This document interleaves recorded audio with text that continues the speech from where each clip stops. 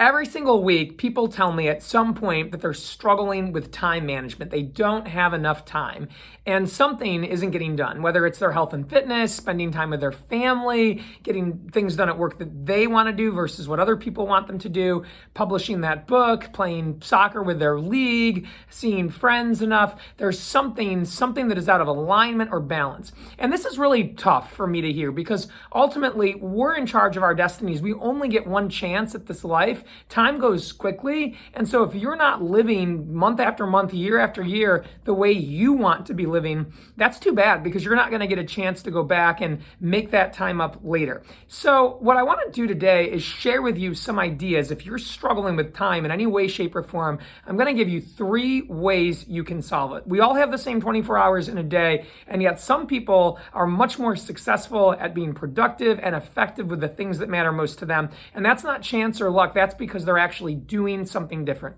Before I get going, I want to share just 2 quotes with you to keep in mind as I say these 3 things. The 2 quotes are from Stephen Covey. They came from his book, 7 Habits of Highly Effective People. The first is act or be acted upon. And the second is that it's easier to say no if you have a greater yes in mind. And both of these quotes in my mind are all about setting boundaries and saying no to the things that matter more to other people than they do to you. And that's because you've done these 3 things I'm about to share with you.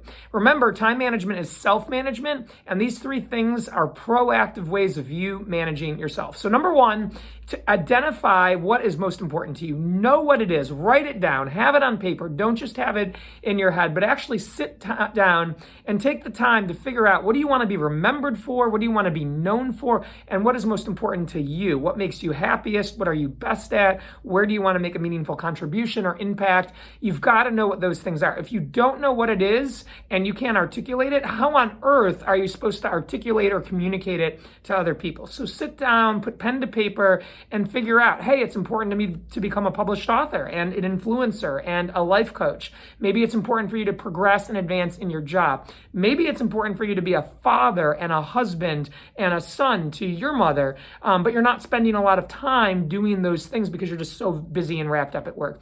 Once you've got it down, you're off to the races. You've made a start.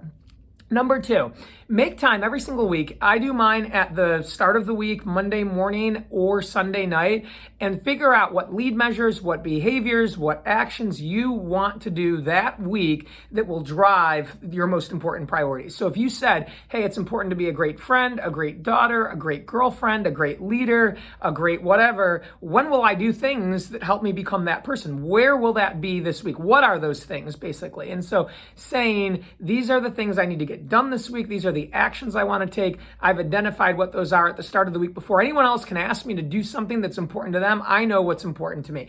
And number 3, you actually give those things that you've identified that have to happen this week a space and a time to live and breathe on your calendar. Whether you use Outlook on a PC or function on your phone or your tablet, or you even use a paper calendar where you still write things down out on paper, actually give them a spot in your week on your calendar. Say, hey, I'm going to read that book on Thursday afternoon. I'm just going to take an hour out of my busy day, lock my door, close it, and I'm going to invest in myself, in my growth, in my development. Why? For no other reason than I've decided it's really important to me, and I want to get prepared to take a class down the road or a certification. I need to be doing this. And so ultimately what will happen if you start to do these things is when other people come to you at the last minute and say, hey, do you have a minute? Can you help me with something? You get to politely and respectfully say, gosh, I really appreciate you asking me, and I'm so excited to hear about this thing you're working on. Thank you so much. I'd love to help you with it, but I actually have something in that spot at that time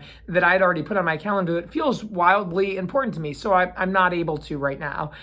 It's not that you don't want to help or that you're lazy, but it's that you've already decided that something is more important. I'll give you a great example. I just recently joined a board, and I'm in a leadership role with this new board. The board has asked for us to have our first meeting this Monday night.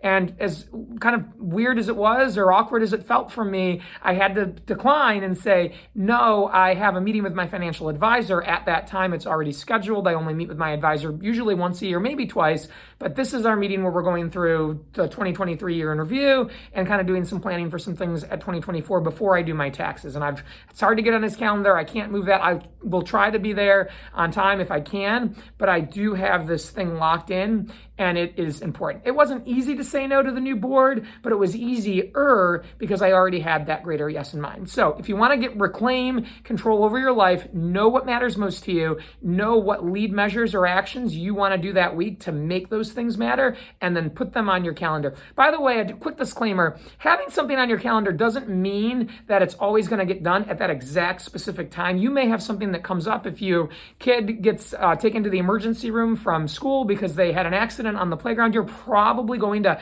drop what you were doing and rush to the hospital and be there with your kid. But ultimately, those things, number one, they don't happen all the time. And two, if they do happen and you have to move or reschedule something, you've got a way greater likelihood and chance of it getting done. If you had it on your calendar in the first place already in a spot, you will be easier able to pick it up and move it and say, I was going to do this on Tuesday, but now that this thing has come up with my kid and that was important, I've got to relocate that to Saturday, but it does still need to get done. So best of luck to all of you. If you have thoughts, questions, comments about these 3 specific things you can do to have more time, let me know. I'd love to hear for those of you that use these, how they work for you. These 3 things have definitely changed my ability to manage my time in a big way. So with that, everybody make a great day.